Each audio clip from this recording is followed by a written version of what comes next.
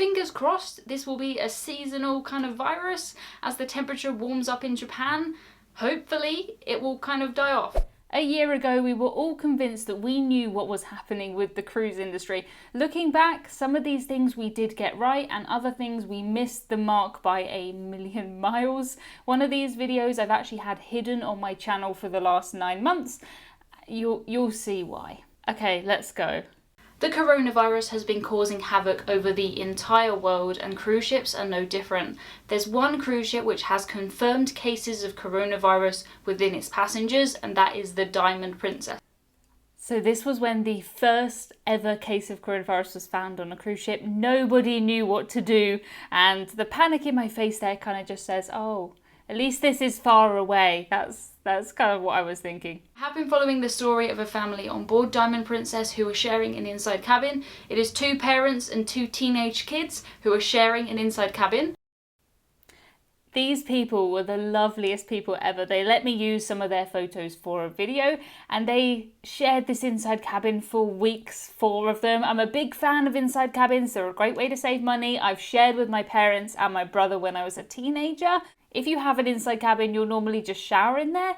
These people day and night ate in there, they exercised in there, but look at their smiles, they were fantastic. The coronavirus originated in China and there's 34,000 cases. 69 of them are on board the Diamond Princess. 34,000 cases. I'm pretty sure America has more than that every day now. But that was very, very scary. 69, did I say, on Diamond Princess. I imagine I would be there on the floor doing push-ups. It would be like being in prison, and by the time I came out of quarantine, I would be really strong. I love the idea that I thought that if I was in quarantine, I would do more exercise, because I've been in quarantine for a year and I've done less exercise than I ever did before. I used to go to the gym. My gym closed. I never went back. I did briefly do the kind of morning Joe Wicks workouts if you're from the UK, but I definitely have not worked out and got fit as I thought I would. But I never thought it would happen. I didn't think anyone would hold me to that. I definitely hope that we cruise again this year. I've heard some people say that there's no way we'll cruise in 2020, and I really hope that we do. This is a few months later, and by this point it's kind of sinking in. A couple of cruise lines had cancelled for a few months, but I still had no idea. The idea that we wouldn't cruise in 2020 was just... For me personally, I think it's likely to be about 6 months' time. So where are we now? March, April, May, June, July, August, September, October time. I hope that we're cruising again by then. This was so sure in my mind that we would be cruising by September or October. I had a cruise booked in May, and then I had a 90s themed cruise booked for September. I kind of had it in my mind that the May one may be cancelled, but the September one, that was fine. That was going to be my first cruise with a couple of friends who I finally convinced to go on a cruise. All that happened is we booked this cruise, it got cancelled, and I gave them their money back. So far they don't think cruising is so great, but I'll try again.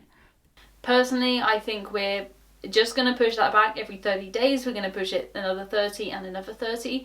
At least I knew that when the cruise line said they would reopen in 30 days that they actually wouldn't. I didn't know that it would be May the next year though, before I got back on a cruise. I am supposed to be cruising May 2021. Hopefully I won't have to make another video in a year and laugh at that. Hopefully that happens. I feel really sorry for the cruise lines. Some of them will probably not survive this. Some of the smaller cruise lines. The big ones should be fine. The big American cruise lines should be fine. Some of them are looking to be bailed out by various things, and that's a different conversation. But I do worry about some of the smaller, independently owned cruise lines. This is one thing that I was totally right about. The big American cruise lines completely fine. They have billions of dollars. They can keep going for a while.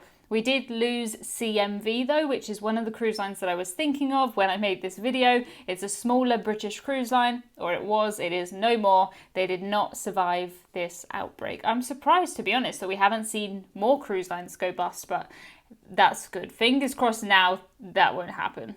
If you are 70 plus, you can expect to have to show some sort of doctor certificate to prove that you're medically fit to cruise. We have seen this a little bit recently, and I do expect it to continue into the future.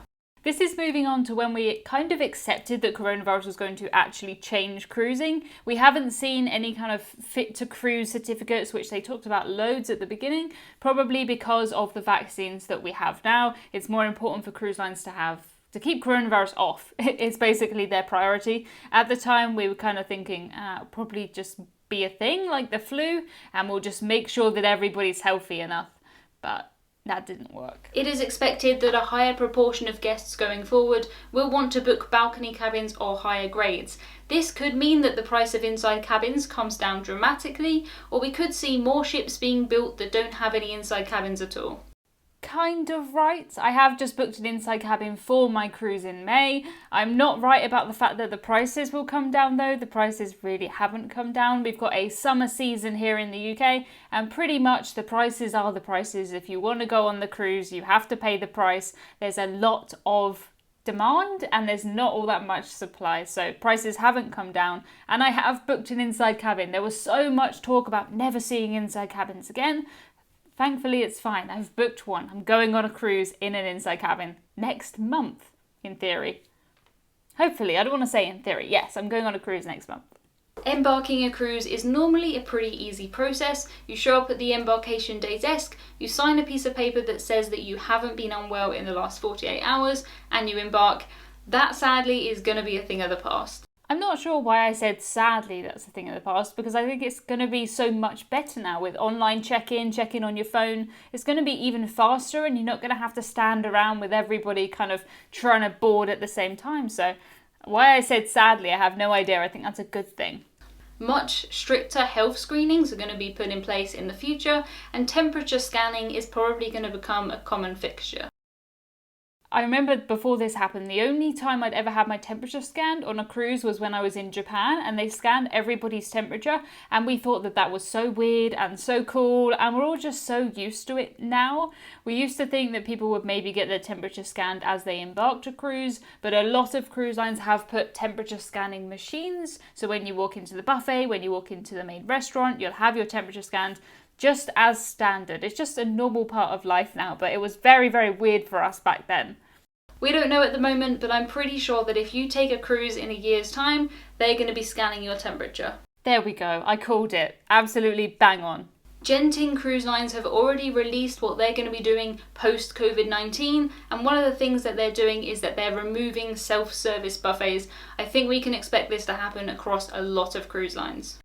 There was so much outrage at the beginning of this when cruise lines said they may not have buffets. People were thinking, oh, the buffet is my favourite place. I've got to get cookies between meals. I need to get this weird buffet combination of food that I like. And I'm happy to say you're still going to be able to do all of that stuff. The only difference really is that the crew will serve you food rather than you touching the same tongs as everybody else. I think it's going to be better. Everything's still going to be there, it's just going to be cleaner, which means less normal flu, less colds.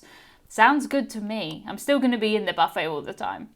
As much as possible, the cruise lines are going to try and avoid big gatherings, so they may limit how many people they can have in the theatre, in the bars and the lounges at one time. They have done this. I don't think we realised at the time that excursions would be only cruise line implemented. On most cruises, at least here in summer in the UK, if you're taking a cruise and you want to explore in port, you're going to have to take a cruise line excursion, which makes perfect sense. The last thing they want is to protect you in this cruise bubble where everybody's tested or vaccinated and then let everybody go free in town, pick up coronavirus and bring it back. That would look so bad for the cruise line, and they're not willing to risk it at the moment, so you have to take cruise line excursions. We had no idea about this back then. This could also happen on things like excursions where you get guests travelling in a coach. They may decrease the amount of guests on the excursions. I think your Britishism this week is going to have to be coach. We have buses and we have coaches, and they're very different things. Buses are kind of local buses that you'd go around town, and a coach is a big bus where you travel long distances, the comfortable seats that recline, probably has a toilet on board. For us, that's a coach. If somebody said that you were going to get on a coach or a bus, you would know which one to expect. Whereas I feel like in other countries, you kind of just call them buses. They're all buses as far as I know. If you told me 2 or 3 months ago that this is where the cruise industry would be now, I never, ever, ever would have believed you, and no one would have believed you. I didn't even know things could get like this. You can see my heart breaking in this video. This was further along in the journey. We knew that cruises were actually going to be cancelled for a while. 3 cruise lines had cancelled, and we suspected that more would. This was kind of when it sunk in for me that things were really not going to go back to normal for a while. At the beginning, we thought 2 or 3 months maximum. Anyone who says longer is crazy, but this is kind of when it sinks in for me. This is the video that I had hidden on my channel because it's so awkward. So today, Princess Cruises have suspended all of their cruises for a massive 2 months. A massive 2 months. Try however long it has been past Emma. I don't know that I would want to know if I was back then, to be honest with you. I kind of liked always thinking that we would cruise soon. And I'm still thinking that, but I'm hoping that it's true this time. A couple of other cruise lines are doing the same thing. Viking have suspended their cruises too until the end of April, and Virgin Voyages have delayed the launch of their new cruise ship Scarlet Lady until August, which that must really hurt a cruise line who's trying to launch a new cruise ship. It's all exciting, and then you have to push it back months and months. I can't even imagine how logistically difficult it is for the cruise lines to try and sort out these problems.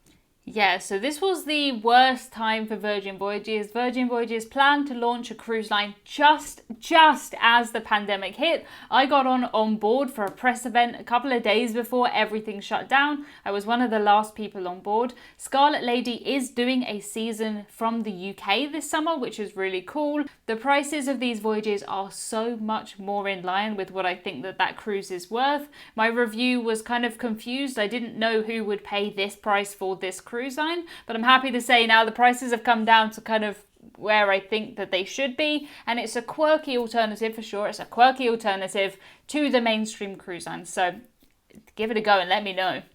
This dreaded thing is in my hometown. It has come here to the county where I live in England. So at this time, if you mentioned the word coronavirus on YouTube, your videos got demonetized because it thought that it was a conspiracy theory. So I don't say the word coronavirus, I don't think, in this video. And I commute on the train, I go to the gym, I work in an office with hundreds and hundreds of people. I could get this here. I could get this anywhere, and to be honest with you, cruise ships are 20,000 times cleaner than the office that I work in. I stand by this 1,000%. I am convinced that I will be safer on a cruise where everybody is following the rules. People are either vaccinated or they've had 2 tests. When I go out to a pub or anything on land, not that I do, I have no idea. I have no idea who those people are. I don't know if they follow the rules. I feel a lot safer on a cruise generally than just in real life. In a video I did a while ago, I told you guys about 4 people who were sharing an inside cabin on Diamond Princess. They were quarantined. Then it was found out that one of them did have the dreaded thing. The dreaded thing. I can't say it. Dreaded thing. You know what it is. So they went to the hospital, quarantined again. They're back home now in Australia and they're still quarantined. In total, I think their trip was something like 49 days, which is just madness. Yeah, these people I think were quarantined for around 2 months in total, and Australia's still not cruising. There's not much vaccine progress in Australia at the minute, so not too sure when Australia's going to get back to cruising, but I'm keeping my fingers crossed for all of you. I know we have a lot of Australian viewers. Cruising's very, very popular from Australia, but just not yet. Fingers crossed soon though. The Carnival cruise that I'm going on is just over 2 months away, so I'm hoping that even if they do the same thing as Princess, it will be back to normal before my Carnival cruise. I had so much hope for this Carnival cruise. It was my first Carnival cruise. I haven't cruised with Carnival, and there was a Carnival cruise ship coming over to Europe. I was going to do one of the first cruises of Carnival Radiance after her big refit. I was really looking forward to it. I even booked an ocean view for myself, treating myself. Wasn't meant to be. I'll cruise with Carnival at some point. I did do something silly when I booked this cruise, and I didn't take any of my own advice. I booked the cruise separately and the hotel and the flights, so if the cruise is cancelled, I'm likely to lose about £400 in flights and hotel, which would be extremely annoying.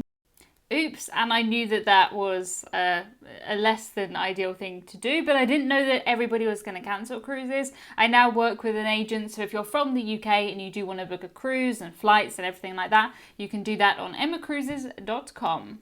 My agent Emma waited up till midnight to book a cruise for me while I slept, so that's worth having. I'm not staying awake. I really don't think that there's too much point in worrying about these things. Whatever will happen, will happen. There's nothing that me, Emma, from Sussex in the UK can do to change Carnival Cruise Line's mind.